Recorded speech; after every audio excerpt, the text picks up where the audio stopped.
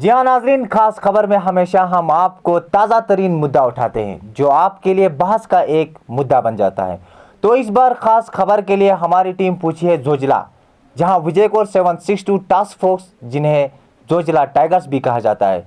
तो जोजिला में विजय core task force क्या करते हैं, दरे जोजिला में क्या हो रहा है, कहां तक रोड खुला है और कब तक रोड खुलेगा, पेश है हमारे चीफ ब्यूरो गुलाम नबी जिया की ये खास रिपोर्ट।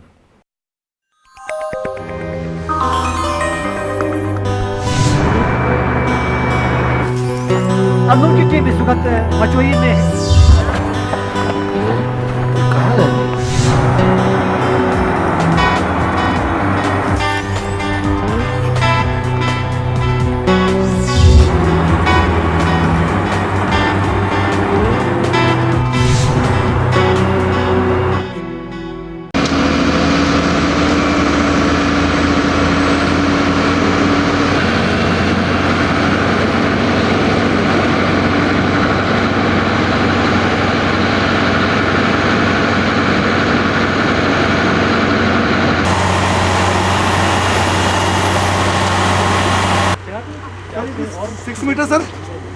Six metre sir.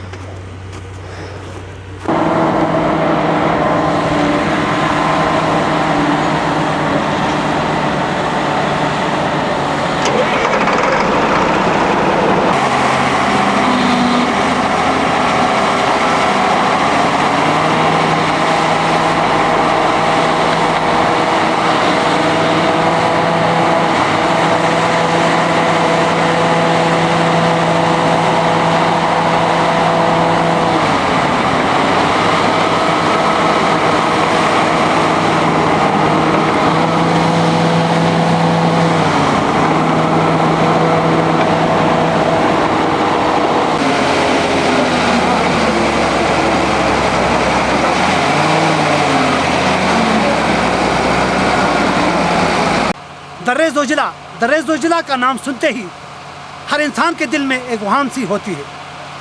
ये वही दर्रे जोजिला है जो लद्दाख खित्ते को रियासत और मुल्क से 6 महीने के लिए काट के रखता है। दर्रे जोजिला के बारे में कहा जाता है कि यहाँ एक बाप ने अपने लख्त जिगर बेटे के साथ छोड़ दिया, लेकिन विजय और 672 टास्क फोर्स के जवान बर्फीले तूफान और इन तूदों में अपनी जान की परवाह किए बगैर, जिन्हें जोजिला टाइगर्स कहा जाता है, इन बर्फीली चादरों को चीरते हुए श्रीनगर करगिल हाईवे खोलने की कोशिश में लगे हैं। दिन रात इस काम पे नजर रखते हैं। कमांडर साहब, आपका खैर मकदम है। जो टास्क आप लोगों ने उठाया है, खासकर जान को जोग में डाल के, हमने देखा कि एक टास्क इतना आसान नहीं है, क्योंकि इस साल जो है बहुत बर्फबारी हो गई है। कई सालों की इतनी बर्फबारी हुई है, एक बार आप लोगों को दोबारा काम करना पड़ा। तो इस वक्त आप किन मुश्किलात का सामना कर रहे हैं?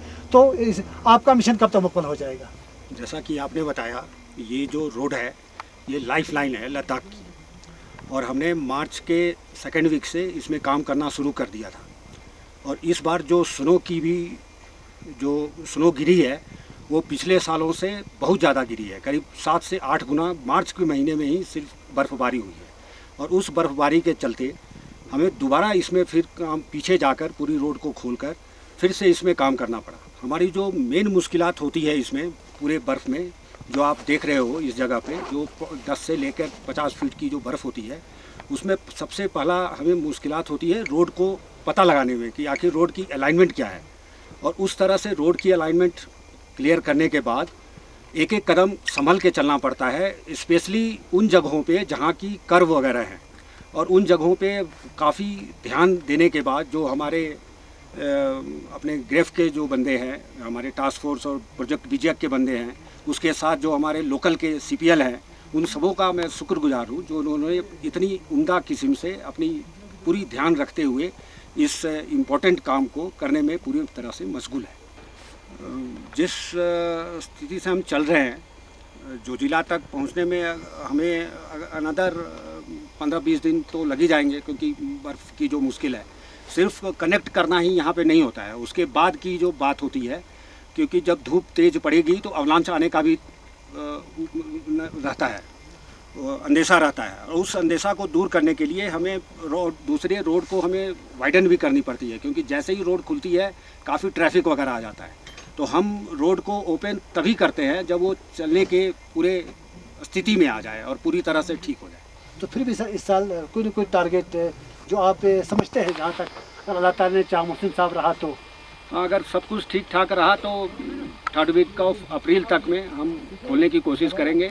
और रोड खुला हुआ तब माना जाता है जब उधर से भी, श्रीनगर से भी रोड। नाजरीन, इस वक्त मचोई में है, जहां 762 टास्क फोर्स और विजय के जवान, जिन्हें जोजिला टाइगर्स कहा जाता है, अपनी जानों को परवाह किए बगैर कामों में लगे हुए हैं।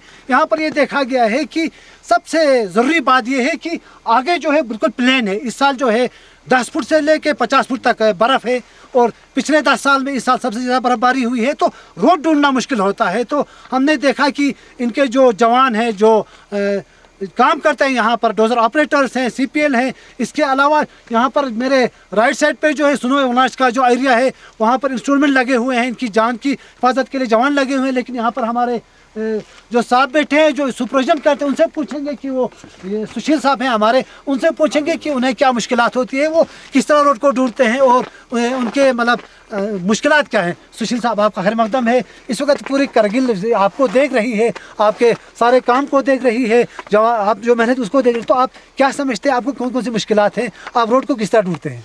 जनाब, इसमें हमने इस काम के लिए हमने जो है 4 डोजर, बड़े वाले डोजर लगा रखे हैं और 3 हमारे स्नो कटर हैं।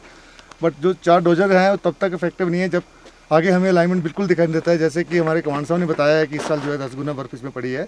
तो इसके लिए हमारे जो लोकल, जो हमारे सहयोगी हैं, जो लोकल लेबर है, इनको हमने इस तरतीब से लगाते हैं कि वो अलाइनमेंट्स पहले रोड कहाँ पे था उसको ट्रेस करते हैं।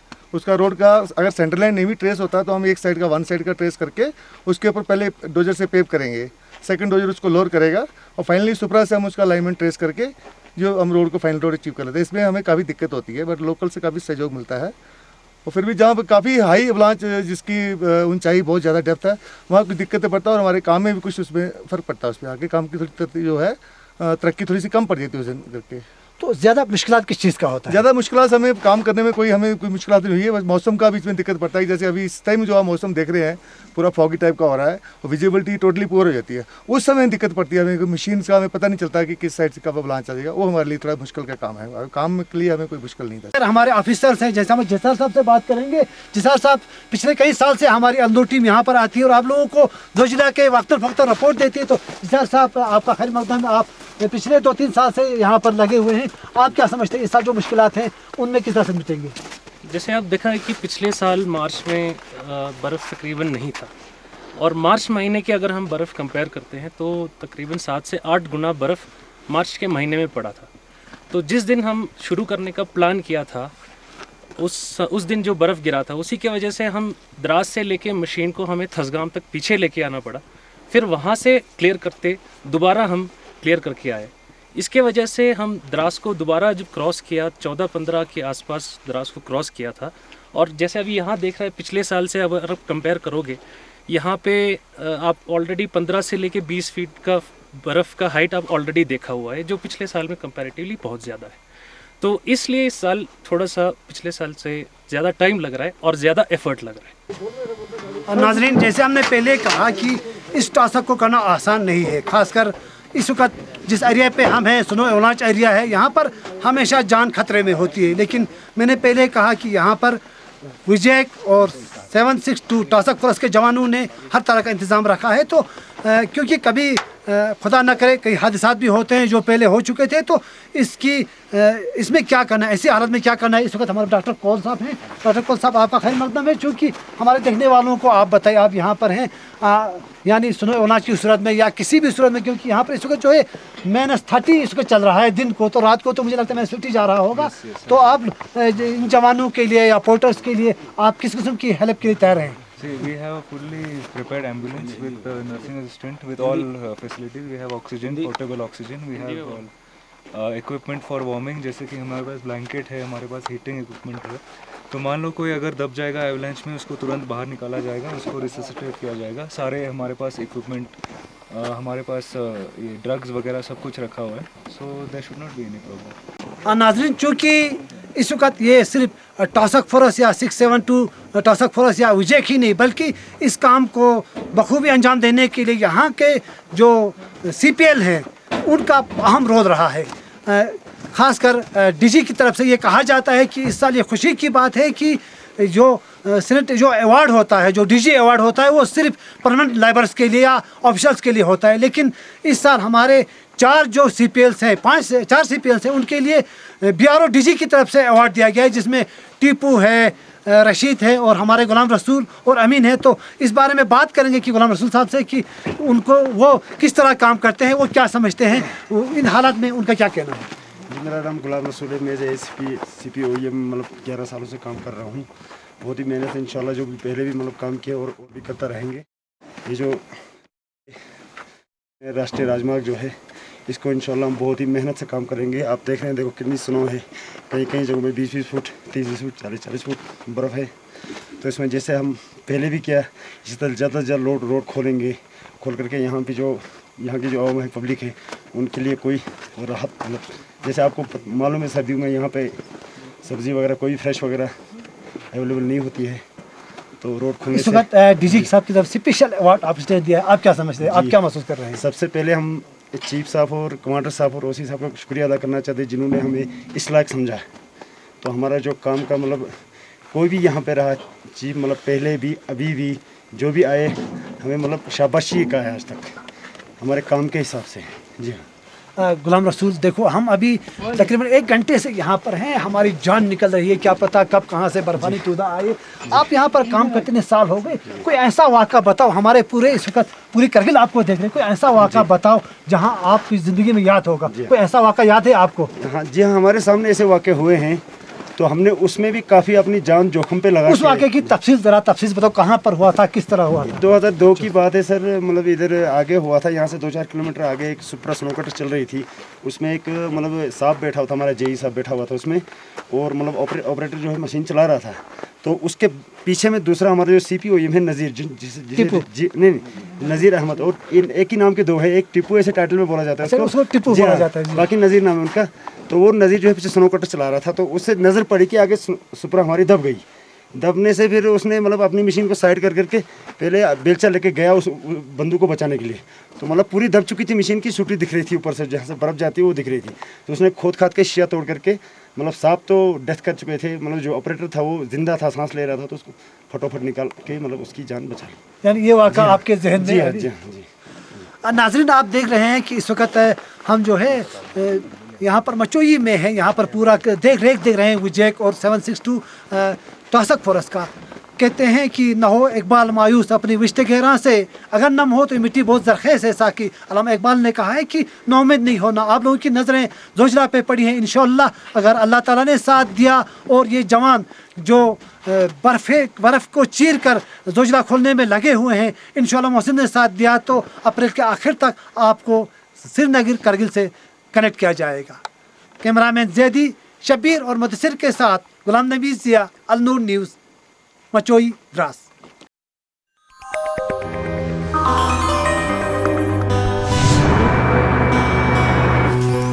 अल नूर की टीम इस वक्त मचोई में है।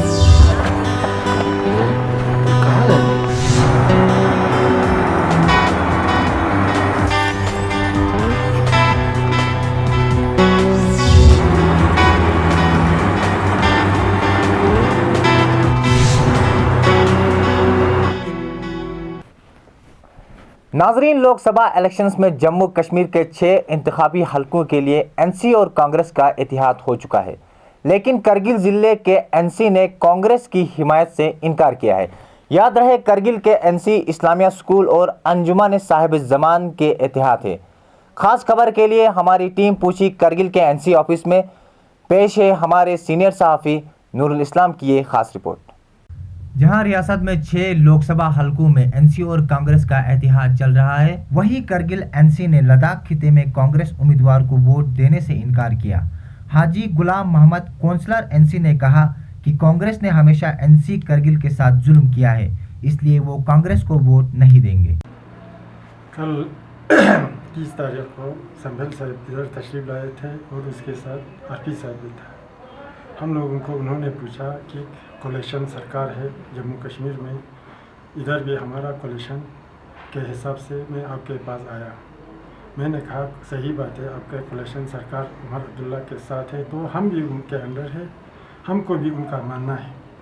उमर अब्दुल्ला साहब, हमारे डिस्ट्रिक्ट प्रेसिडेंट साहब, हमारे जाकिर साहब, हमारे कमर अली साहब, हमारे फेरोज़ ख़ान साहब, मिर्सी आगा सिद अहमद साहब, सैफुद्दीन सोज साहब, सब उनके बीच में हिंदुस्तान से लेकर करगिल तक का कोलेशन बराबर रखने के लिए सबों के साथ माहिदा हो गया और आज भी वही हुकूमत चला रहा है। लेकिन बदकिस्मती की बात है, हमारे ये कायद ने जिस वक़्त चेयरमैन के इलेक्शन के वक़्त करबलाई साहब एक कैंडिडेट था सीसी के लिए, अहमद अली ख़ान साहब भी एक कैंडिडेट था, लेकिन हमने अहमद अली ख़ान साहब को मेजॉरिटी दिखाना था, वो लोग करबलाई साहब को अपना मेजॉरिटी दिखाना था। उस दौरान हमारे कायद की तरफ से अचानक रात को भी जारी हो गया, उस पर हम लोगों को चेयरमैन के इलेक्शन में हिस्सा लेने से कासिर रहा। तो इस मुद्दे को लेकर हमने कहा चलो जी, कायद का हमने मानना है, कोलेशन का हमने मानना है, तो मान कर बैठा। आखिरकार करबलाई साहब ने इतना इंतकामगिरी ले लिया कहने की बात ही नहीं, हम लोगों को तो टोटली आजिज़ कर दे दिया। अब हमने कल संभल साहब को भी वही कहा कि हमारे पास कोई लोगों के साथ पास जाने के लिए मुंह नहीं है, कोलेशन तो है, लेकिन जितना ताकत करबलाई साहब को नेशनल कॉन्फ्रेंस और कांग्रेस ने दे दिया है वो हम वो ताकत नहीं रखा लोगों के पास। मसलन मेरा सीरेब का फंड है, उस पर भी कमेटी बिठाया, बाकी हमारे जितने भी हमारे सेट के ठेकेदार हैं उन सबों का बिल बंद कर दे दिया। अगर हम संभल साहब को कोलेशन के हिसाब से, संभल साहब खुद से कहा था और आरपी साहब से कहा था, मैंने इधर ही इस ऑफिस में, हमारे ऑफिस में, अब हम लोगों के पास जाएंगे तो किस मुंह से जाएंगे? वो लोग कहेगा वोट मांगने के लिए तुम लोग मेरे पास आए, हमारे पास आए, लेकिन हम लोगों को तुम लोगों ने क्या दे दिया? तो हम इस बात को लेकर आपको वोट मांगने के लिए नहीं जा सकता हूँ। जितना वो वोट बैंक बनाना था, नेशनल कॉन्फ्रेंस और कांग्रेस ने मिलकर करबलाई साहब को बनाने दे दिया। अब इस वक्त पूरा भरपूर हिमायत आप लोगों ने किया है और आप लोगों को हिमायत आप दोनों पार्टी को उसने करना है। हम तो आजिज़ हो गए, हमारे पास कोई चारा नहीं है, लिहाजा हम आपसे माफ़ी चाहता हूं क्योंकि हम बेबस हैं, हम लोगों के पास नहीं जा सकता है। ये आरपी साहब और संभल साहब को कहा था। इस वक्त भी हमारा आप लोगों को भी पता है कि हम आठ काउंसलर जो है उन्होंने ये नातवान बना दिया, जैसा कि हमारा कोई कुछ भी चलता नहीं है। अगर अपना सीरेब कंस्टिट्यूंसी फंड पर भी उन्होंने पाबंदी लगाए तो हम किसी के पास भी नहीं जा सकते। हम इस वक्त ना हमारे पार्टी के पास जा सकता है, ना कांग्रेस के पास जा सकता है। अब कांग्रेस वालों का पार्टी तो मजबूत ही मजबूत तर है, क्योंकि करबलाई साहब के कायद में इतना काम किया है, उनके पार्टी ने इनको मजबूत बनाया है और करबलाई साहब ने उनके ये पार्टी के लिए मजबूत बनाया। अगर इनको आरपी साहब को, संभल साहब को हमारे ऑफिस में करबलाई साहब भी साल लाते या उनके कोई कारकुन साल लाते, हम उनके सामने भी यही बात अर्ज़ करते। अब हम टोटली हम आजिज़ हैं, तो हम किसी कोलेशन में अभी साथ नहीं बैठा है। हम लोग तो टोटली उमर अब्दुल्ला साहब का भी खिलाफ बैठे हैं, राहुल साहब के खिलाफ भी बैठे हैं, अपने इन एनसी के ऑफिस वालों के साथ भी हम लोग नाराज़ हैं। अब उनको मानना है, जिस कोलेशन की भी माने उनका मानना है। हम तो टोटली इनके खिलाफ होकर हमने 6 महीने के बाद तंग आकर अदम एतमाद का वोट हमने डीसी को पेश किया है। वो कानून बताएगा कि जिस वक्त आए हमने उनको वोट, ये अदम एतमाद का वोट देना है, उसमें या हम लोग जीत जाए या हम लोग हार जाए। अपना मकसद जो है करगिल के अवाम का आवाज़ जो है, करगिल के मुलाजिमों का फरियाद जो है, करगिल के गरीब जुल्म सितम का पार्टी को बालाएताब रखकर हर वक्त मैं अंजुमन साहिब ज़मान का भी एक रुकन हूँ। हर वक्त हमारे अंजुमन साहिब ज़मान भी मनसब से दूर रहा है और करगिल के हर पार्लिमानी इलेक्शन में उन्होंने अपने को ये से ज़्यादा करगिल के आवाम को तरजीह देकर अंजुमन साहिब ज़मान ने कुर्बानी दे दिया है। इंशाअल्लाह हम लोग भी इसी रास्ते पर बैठकर, हमारे मरहूम आगा सिद हैदर के रास्ते पर बैठकर हम करगिल के लिए ही सोचेंगे, बाकी किसी के लिए हम। जलसे से देखो ये मकसद नहीं है, जलसे में जब कहा तो वो बात फैसला नहीं होता है। इसमें मेरे हिसाब से अपना राय है, करगिल के मसलन में अंजुमन साहिब ज़मान का या इस्लामी स्कूल का, हम दोनों से करगिल का MP जो है हाथ आने वाला नहीं है। इसमें हर तंजीम के, अहले सुन्नत वल जमात के, बेदू एसोसिएशन के या इस्लामिया स्कूल के, IKMT के, हर कोई एक ही प्लेटफार्म पर आकर बातचीत करेगा तो करगिल का वक़ार रहेगा, वरना करगिल का वक़ार रहना तो मुश्किल लगता है। इसमें जलसे का बात या और किसी का बात ले को जाने का भी अभी कोई ये नहीं है मेरे हिसाब से, और करगिल को आने का भी अभी नहीं है, क्योंकि आप लोगों का रुझान जो है, मसलन मुझे काउंसलर बनाया, आज तक 50% लोग मेरा खिलाफ हो गया होगा, क्योंकि 6 महीने में कुर्सी पर बैठा ना। अब लोगों का रुझान जो है वो देखेंगे कि करगिल जो है किस तरह तरक्की करेंगे। करगिल में भी KS, IS, ये IPS जो हमारे कॉलेजों में हमारे नौनिहाल नौजवान जिन पर हमारा उम्मीदें वाबस्ता है, वो भी आकर हमारे तकदीर को बदलेंगे। सिर्फ हम ही बदलने वाला नहीं है, हम अनपढ़ लोग हैं, लोगों ने निकाला तो आपके सामने आ गया। लेकिन करगिल में भी ऐसे भी लोग निकल जाएंगे, ऐसे भी जवान निकल जाएंगे जो करगिल के तकदीर को बदलाएगा। इसका असर स्टेट में पड़े या पूरा सेंटर में पड़े, हम लोगों ने सबसे पहले अपना डिस्ट्रिक्ट का सोचना है, ना कि कोलेशन का सोचना है, ना मेरे या काउंसलर का सोचना है, ना काउंसिल के CC के लिए सोचना है। हमको अगर तकदीर बदलना है तो एक ही इदारा अंजुमन साहिब ज़मान करगिल के लिए सोचकर कहीं भी पूछने वाला नहीं है, या IKMT कर सोचकर कहीं भी पूछने वाला नहीं है, या इस्लामिया स्कूल सोचकर कहीं भी पूछने वाला नहीं है। इसमें से आना सोसाइटी भी होगा, उनको भी एतमाद में लेकर, हमारे जवानों को भी एतमाद में लेकर, हमारे बुजुर्गों को भी एतमाद में लेकर, उलमाओं को भी एतमाद में लेकर, हर फर्द हर जस्कर से लेकर इधर से लेकर फतुल्ला तक हर किसी को का राय लेना ज़रूरी है। लेकिन हमने ये ठेका नहीं ले लिया है कि इसको ये करेंगे, उसको वो करेंगे। पूरा करगिल जो है, जो कुछ भी सोसाइटी हो, एक ही प्लेटफार्म पर जमा होने के बाद फिर करगिल का नक्शा बदलेगा। 1-2 इदारे से के मीटिंग से, 1-2 इदारे के जलसे से करगिल का तकदीर बदलने वाला नहीं।